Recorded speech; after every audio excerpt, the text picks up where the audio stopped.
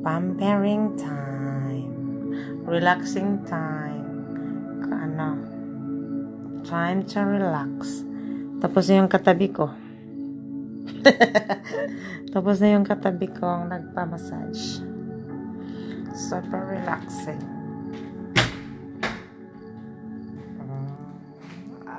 Sarap. Sarap ng feeling. Diba? Papaganda. Relaxing.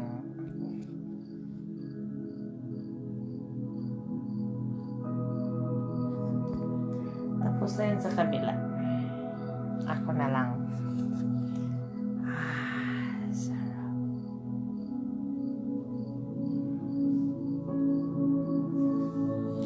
Massage.